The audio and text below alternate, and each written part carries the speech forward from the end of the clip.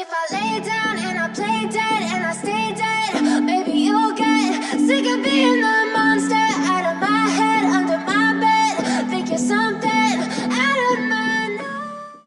Oke, kembali lagi di konten kedua hari ini. Tentu saja gue akan membahas seperti yang gue sudah bilang di konten pertama, yaitu adalah review dari El Clasico ya, dari 1902 ya sampai 2022 sekarang, 120 tahun rivalitas ya dari dua tim ini, derby dari dua tim ini begitu luar biasa. Kali ini bermain di Bernabeu. Ya, Bernabeu, markas dari Real Madrid. Ya, mungkin sebelum match ini banyak sekali cywar yang dilakukan oleh pemain Barcelona, oleh bahkan pelatih, oleh fans dari Barcelona. Fans beda-beda ya, fans Barcelona pasti mengaitkan dengan pertandingan di musim lalu di mana Real Madrid dibantai 4-0 di kandang sendiri oleh Barcelona. Dan dari segi pemain, Rafinha contoh, di sebelum pertandingan dia bilang, ya kita ini pemimpin klasemen, kalau yang ada tim yang harus berhati-hati ya itu Real Madrid, bukan kita. Itu cywar dari pemain. Terus ada juga cywar dari Lewandowski. Ketika ditanya bagaimana perasaannya ketemu dengan Real Madrid, dia bahas, ya gue senang, gue ingat gue pernah cetak 4 gol ke gawang Real Madrid, itu udah bertahun-tahun yang lalu pada saat dia di Borussia Dortmund. Dia nggak pernah dia cetak, memang cetak 4 gol ya, dan waktu itu dia bermain luar biasa. Tapi yang dia tidak ceritakan adalah setelah itu dia pindah ke Bayern Munchen, sering ketemu Real Madrid dan sering kalah dan sering tersingkir oleh Real Madrid. Itu yang dia tidak pernah bahas. Oke, nggak ada masalah. Ya, itu kebiasaan dari Barcelona, cywar itu. Nggak ada masalah. Nah, masuk ke pertandingan, akhirnya di pertandingan kali ini, akhirnya mereka kalah 3-1. Ya, nah ini yang akan gue bahas secara detail apa yang terjadi di pertandingan kemarin.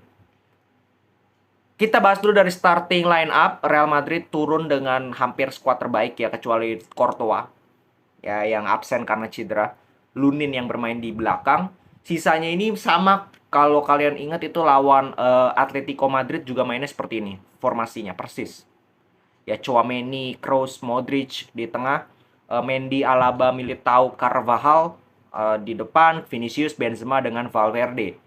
Sedangkan Barcelona memberikan perubahan pada saat mereka seri lawan Inter, itu hanya 2 posisi, yaitu Koundé yang sudah kembali lagi menggantikan Pique, dan Frenkie de Jong. Ya, ini menggantikan dari seorang Gavi.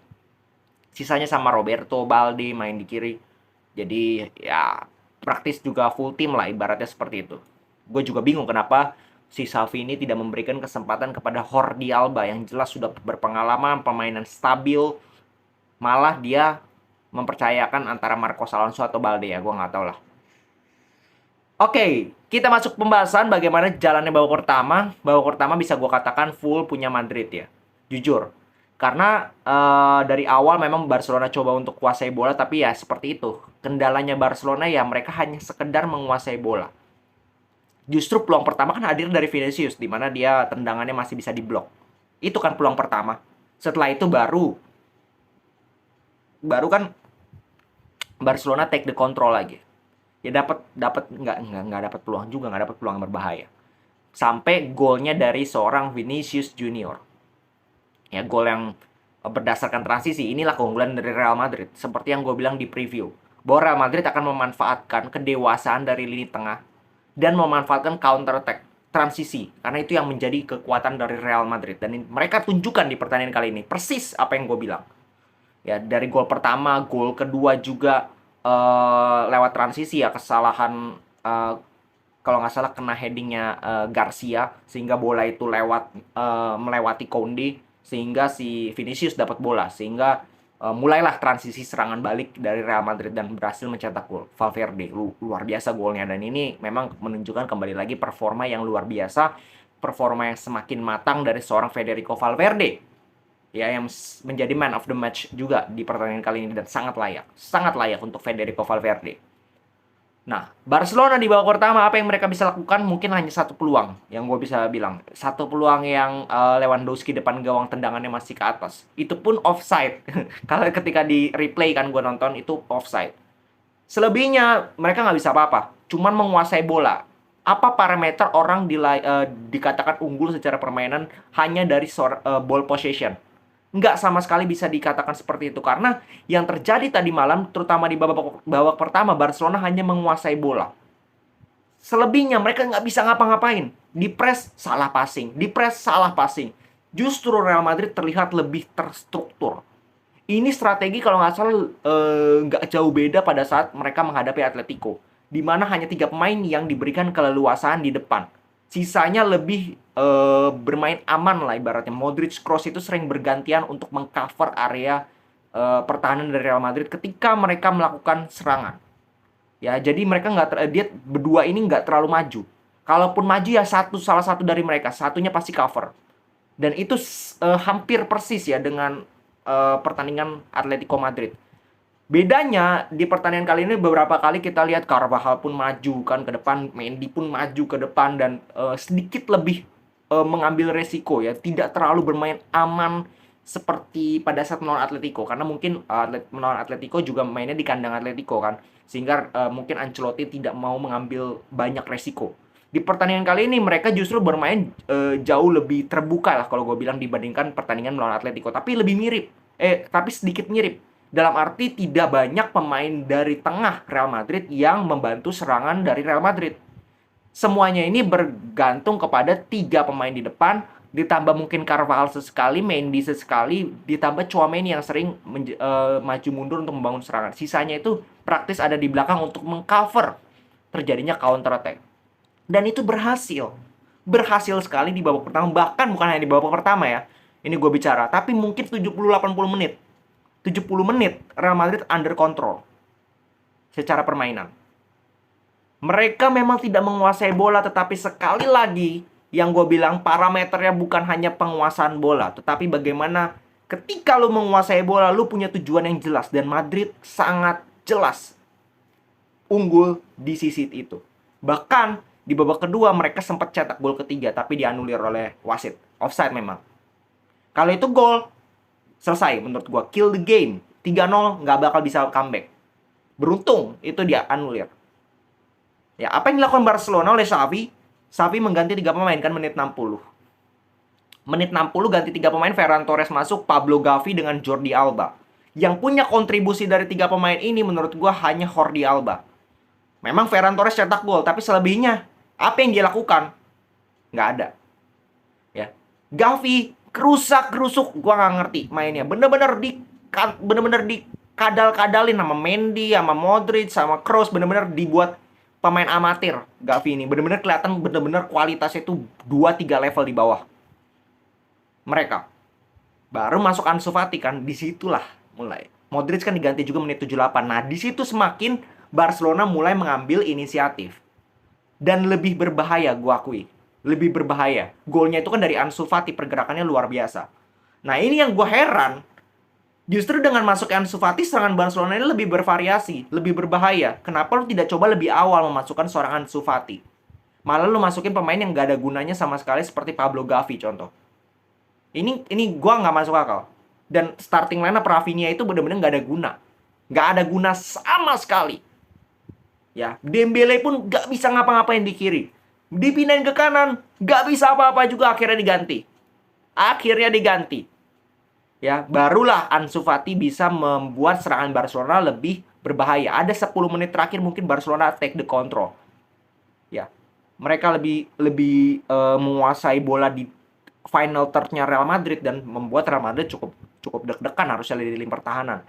Beruntung di detik-detik terakhir Rodrigo lewat counter attack. Memang kecepatan dari Rodrigo sulit untuk ditandingi. Dan bagaimana skill dia akhirnya dilanggar oleh Eric Garcia. Layak pelanggaran. 3-1 akhirnya. Dan ya, kalau fans Barcelona bilang dibantu wasit Madrid, Lewandowski harusnya dapat penalti. Kalian boleh cek lah. Kalian nonton lagi lah. Gimana Lewandowski itu bisa dianggap pelanggaran. Dia itu jelas diving. Ya dia itu jatuh nggak ada yang sentuh. Ya karena mungkin ya inilah insting striker, nggak gua salahkan juga. Lu dapat peluang, lu sudah diapit ya mau nggak mau. Gua advantage dong, gua memanfaatkan momentum tersebut untuk melakukan diving, nggak ada masalah. Tapi tegasnya wasit adalah dia tidak melihat itu sebagai sebuah pelanggaran. Karena posisinya Barca kan lagi ngejar ketertinggalan, berarti kan semua cara bisa dilakukan dong oleh Barca. Logikanya kan simpel seperti itu. Dan salah satunya dilakukan oleh Lewandowski lewat sedikit trik, tapi tidak terbuai wasit. Dan ada VAR juga. VAR juga ngecek, ternyata nggak pelanggaran. Jadi gue bilang, ya terimalah kekalahan gitu. Dan ini terbukti kembali lagi bahwa seperti yang gue bilang di preview, Real Madrid bermain jauh lebih dewasa. Ini yang menjadi pembeda di pertandingan kali ini. Modric, Kroos, Benzema itu menunjukkan kualitas mereka, mentalitas mereka, kedewasaan mereka. Valverde pun demikian, bermain dengan baik, solid. Ya, dan secara overall, Madrid memang layak menang, sesimpel itu. Ya, Madrid memang layak menang. Dan luar biasanya adalah sebelum pertandingan ini Barcelona hanya kebobolan 1 di Liga dari 8 pertandingan. Dan 1 pertandingan melawan Real Madrid, mereka kebobolan 3. Dan sekaligus menjadikan Real Madrid hanya satu-satunya tim yang belum terkalahkan di La Liga.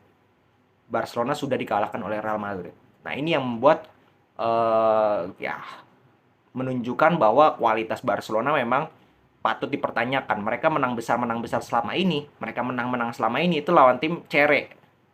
Terbukti di Liga Champions, lawan Inter 2 kali, lawan Munchen 1 kali, mereka nggak bisa menang, bahkan kalah. Lawan Real Madrid pun kalah. Jadi mereka belum terbukti sama sekali. Dan ada statistik gue baca 100 match terakhir ya kalau nggak salah. 100 match pertamanya Xavi itu hanya 50%-an win rate-nya. Dan itu sangat rendah. Itu paling rendah untuk win rate pelatih Barcelona sejak 2001. Jadi ya kalau ada yang masih bilang Xavi akan membuat perubahan, gue tidak melihat perubahan sama sekali di permainan. Bahkan makin hancur, makin tidak ada pattern tiki takanya. Dan kalau lihat ada satu momen di babak kedua Real Madrid itu main tiki taka luar biasa loh. Itu benar-benar pemain Barcelona dikucing-kucingin. Ya, jadi gue tidak melihat identity yang dibilang oleh Xavi di awal-awal, di mana dia bilang, ya gue akan membawa identitas Barcelona tiki taka. Gue akan mengembalikan itu. Gue tidak melihat itu. Malah makin kesini makin hancur, makin menuju kehancuran untuk Barcelona. Dan kalau ini terus terjadi seperti ini, gue rasa Barcelona tidak akan juara La Liga. Mereka akan puasa gelar musim ini. Oke, dengan permainan seperti ini, dan ini akan sangat merugikan dari segi finansial terutama, di mana mereka, seperti yang gue berkali-kali bilang, mereka jual masa depan untuk bertaruh di musim ini. Mereka sudah hampir dipastikan tidak lolos Champions League menurut gue. Dan di La Liga pun mereka harus ketemu dengan Real Madrid yang terbukti tadi malam berada levelnya di atas mereka. Oke, segitu dulu review dari gue. Jadi selamat untuk fans Madrid. Gue berbicara ini sebagai bukan fans Madrid, tapi sebagai netral ya. Dalam arti gue harus objektif juga dalam memberikan pandangan ya mengenai pertandingan kali ini. Karena gue bicara sekarang ini bukan sebagai fans Madrid, tetapi sebagai penonton sepak bola. Oke, segitu dulu dari gue. Selamat untuk fans Madrid. Dan kalau gue sebagai fans Madrid, gue hanya mengatakan satu, yaitu Hala Madrid. Salam sepak bola.